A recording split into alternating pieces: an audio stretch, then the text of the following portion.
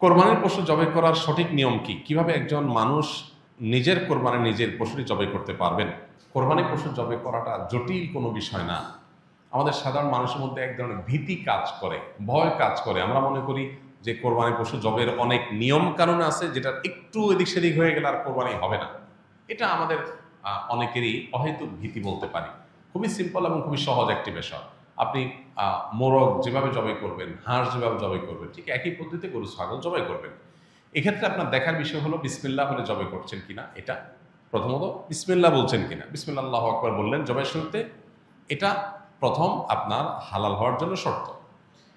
যদিও মুসলমান ভুলে যায়, যদি ইচ্ছাকৃত বিসমিল্লাহ পড়ে না এরকম না, ভুলে গেছে বলতে, তাতেও হালাল হয়ে যায়। তো বিসমিল্লাহ আল্লাহু আকবার বলে মুখে আপনি জবাই করবেন, এটাই জবাইয়ের পদ্ধতি। এবং সেই সাথে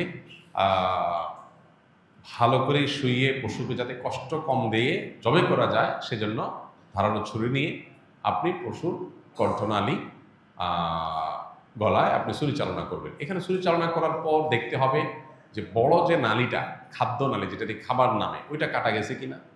শ্বাসনালী মাঝারো সাইজের যেটা আছে সেটা কাটা গেছে কিনা।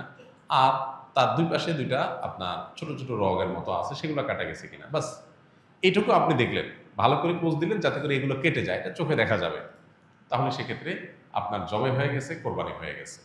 এরপর আপনি এই পশু জবের সময় বিসমিল্লাহ আল্লাহু আকবার বলার পাশাপাশি আরেকটা দোয়া পড়তে পারলে ভালো, না পড়লেও কোরবানি হয়ে যাবে, জবে হয়ে যাবে। সেটা হলো আল্লাহুম্মা তাকাব্বালহু মিন্নি, আল্লাহ এই পশুকে আমার তরফ থেকে কবুল করেন, এবং আমার পাশাপাশি শরীক থাকলে আল্লাহ অমুক অমুক সহ সবাই পক্ষ থেকে, বা নাম না নিতে পারলে আল্লাহ এই পশু যারা যারা কোরবানিতে শরীক আছে সবার পক্ষ থেকে আপনি কবুল করেন, যেমন কবুল করেছেন মুহাম্মদ সাল্লাল্লাহু আলাইহি সাল্লাম থেকে ইব্রাহিম ইসলাম থেকে। বাস শেষ।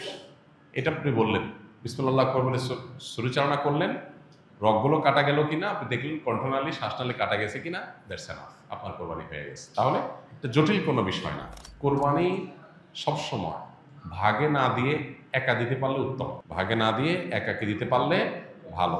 গরুতে আপনি ভাগে কোরবানি দিলেন, সেটার চাইতে ছাগলে আপনি একাকি কোরবানি দিতে পারলে বেশি ভালো। কারণ সাধারণত এক ভাগ গরুতে কোরবানিতে যে টাকা যায়, সাধারণত জেনারেলি একটা ছাগলে অলমোস্ট সে পরিমাণ বা তার চেয়ে কোনো কোনো ক্ষেত্রে 1-2 হাজার আরও বেশি যায়। তাহলে আপনার অর্থ খরচ তো অলমোস্ট সমান বা বেশি হচ্ছে।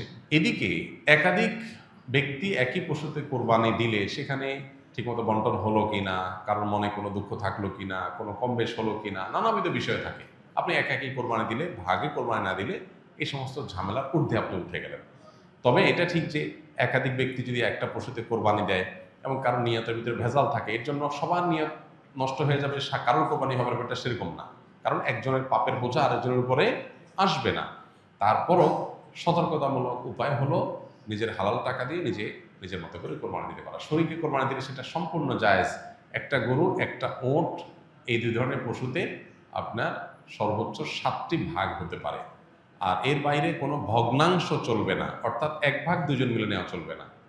যে কোনো এক ব্যক্তি বা একটা পরিবারের তরফ থেকে একটা ভাগ হবে, এভাবে সর্বোচ্চ 7 ভাগ। সেক্ষেত্রে যত ভাগ কম হবে সব তত বেশি হবে। কারণ হলো একটা গরুর দাম যদি 70,000 টাকা হয়, 7 ভাগ হলে 10,000 করে পড়বে। আর যদি সেই গরুটাকে আপনি 2 ভাগে করেন তাহলে 35,000 করে পড়বে, তাহলে টাকা বেশি খরচ হবে। ইন্না আইজামাল জাযাই মা আইজামিল বালা, যার যত বেশি কোনো ভালো কাজ করতে গিয়ে যত বেশি কষ্ট হবে, শ্রম হবে, মেধা খরচ হবে, অর্থ ব্যয় হবে, সবের পরিমাণ তত বেশি হবে। সো ভাগের পরিমাণ যত কম হবে, সবের পরিমাণ তত বেশি হবে। পাশাপাশি গোশত বন্টনের পদ্ধতি হলো যে কয় ভাগ হবে সেই কয় ভাগে কোরবানির গোশত বন্টন করতে হবে সমান হারে। এবং এক্ষেত্রে ভাগে কোরবানি দিতে গিয়ে, গোশত বন্টন করতে গিয়ে যদি কেউ তসরুফ করেন তো সেটা হারাম হবে, গুনাহের কারণ হবে এবং নাজায়েজ কাজ হবে।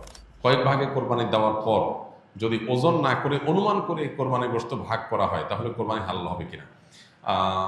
অনুমান করে ভাগ করলে সেটা জায়েজ হবে তখন যখন শেয়ার হোল্ডার যারা আছেন, যাদের ভাগ আছে, তাদের কারোর মনে যদি কোনো দুঃখ না থাকে, তারা নিজেরা যদি সম্মত হন। ধরা যাক যে 2 ভাই মিলে কোরবানি দিয়েছেন, তারা চিন্তা করতেছেন এত এক্সাক্ট মাপামাপি করা ঝামেলার ব্যাপার, অনুমান করে আমরা ভাগ করে ফেলি, আমাদের কোনো দুঃখ নাই, একটু কম হোক বেশি হোক আমরা ভাই ভাই, কোনো অসুবিধা নেই।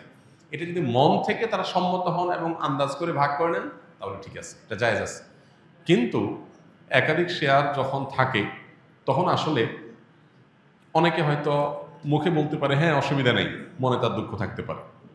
এই জন্য সেফ এবং নিরাপদ হলো যথাযথভাবে সেটা পাল্লায় ওজন করে হোক আর কোনো গামলায় মেপে হোক সমান সমান করে দেওয়া, এটা হলো সবচাইতে সেফ। যদি শেয়ার যারা আছেন তাদের কারণে দুঃখ নাই এটা নিশ্চিত, তাহলে সেক্ষেত্রে আন্দাজ করে করলে অসুবিধা নেই।